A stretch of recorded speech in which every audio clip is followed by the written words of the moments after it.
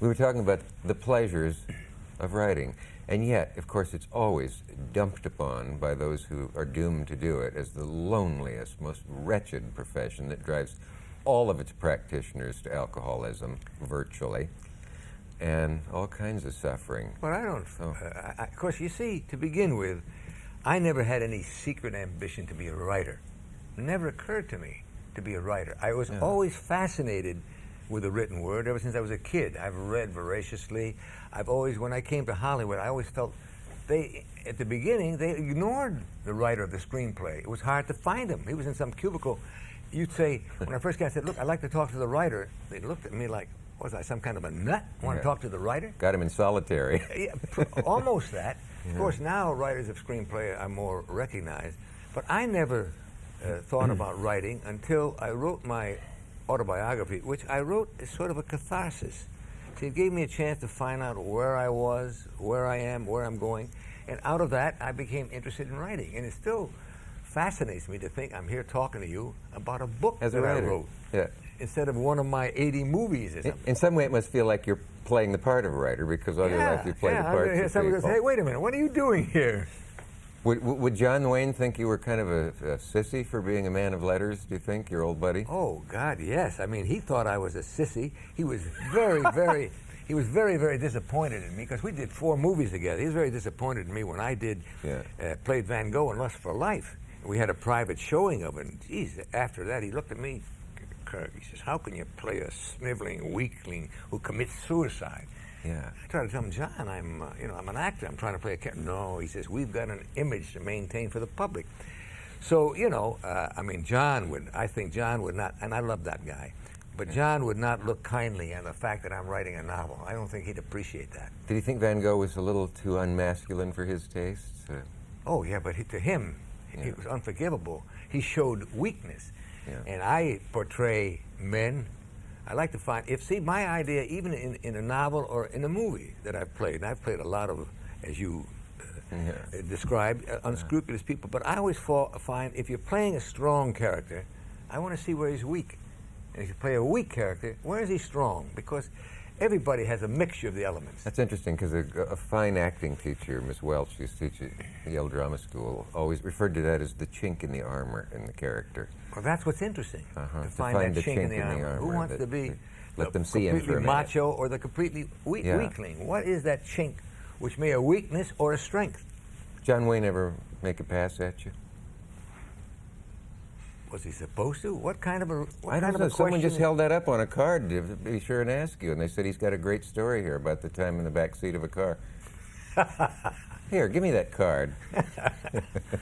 No, I don't say. No, John was a I guess I was alluding to a moment in a movie, and you know the one I mean, where you turn and walk away, and he kind of, and you prove to be bare-assed. What am I thinking of? Well, I was bare-assed in several movies. Yeah, but with John Wayne. Way before Michael ever was.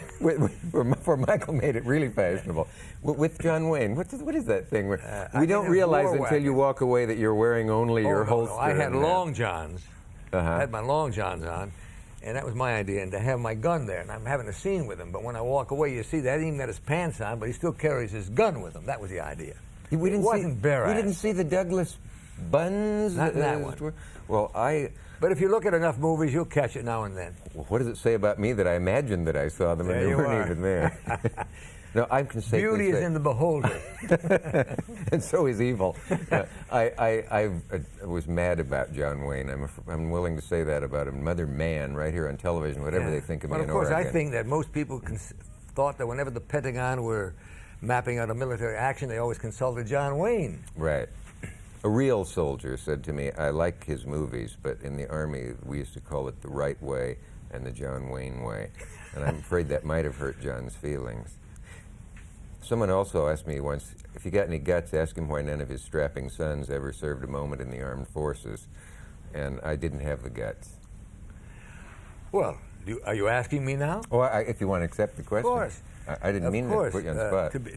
To begin with, you see, in this political campaign, I'm always intrigued.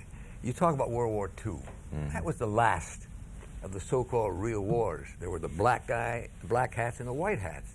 I went down, enlisted in the Navy, became an officer. Right. What other alternative do you have? The Vietnam War, we had to put that behind us, was a terrible war.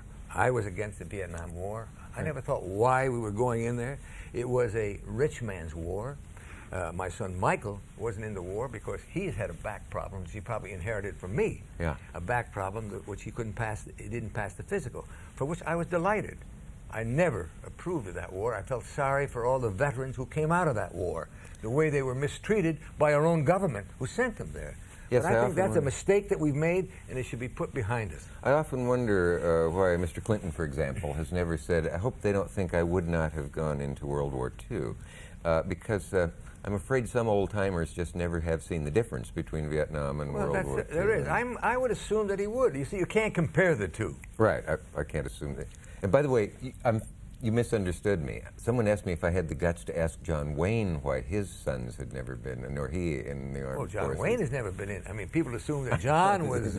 At least took 2 islands during the war. No. Well, for whatever reason, I never asked him. I wasn't interested. Can you, in 2 minutes, explain how your feelings must have been hurt when some nobody got a part you wanted in some obscure thing called Truck Line Cafe? No. Oh, okay. No, I always think when I'm someone on asks here. a question. No, as a matter of fact, Truck Line Cafe, I was dying to play that part. A play? A play on Broadway. I didn't get the part. I went to see the opening night, and I saw this guy on the stage in my part, mumbling and mumbling. And I thought, oh, my God, how much better I would be in that part. And then finally, in the third act, he erupted and electrified the audience. Yeah. And I looked in the program. Who's that guy? Marlon Brando. Well, they'll have to change that name. Yeah, he was excellent. Yeah. Somebody said that it almost gave the actress who played with a nervous breakdown because it was so electrifying to be on stage with him. He was. And that was his technique. He would do almost nothing, and suddenly Bang. explode. Yeah. He was, but he has ruined more actors because people try to imitate that style, and they can't. It did kind of give birth to a school of acting, and some of the people who tried to imitate it also happened to have talent, I guess. Is it safe to say we would not have had Newman and Jimmy Dean and certain people if Brando hadn't made it open the door to a different kind of acting? Well, possibly, but he also opened the door to a lot of bad acting. Because you only get those actors who, why should I go from here to there? I don't feel like it doesn't motivate me. The guy said, you go from here to there because you're paid to go from here to there. You just find a reason to go there. Yeah. That sort of silly type of acting. No, I think Marlon introduced more bad actors because they tried to imitate which was very unique and original to him. Sure. Are you guys friends at all? No. I mean, I've met him briefly, no. I don't know him at all. But not enemies? No. Not at all. With that Douglas delivery, the way you said no, there was so much power behind it that I thought maybe you were emphatically not friends. Not that at all. No, not at all. I mean, from what little I know about him, as an actor, I admire him. Yeah. As a person, I don't know enough about him. I don't know, where he's at. Do you buy the idea that Hollywood has really destroyed anybody, or do they destroy themselves? I've been reading I think about both things are true, but success, Dick, is very difficult to deal with.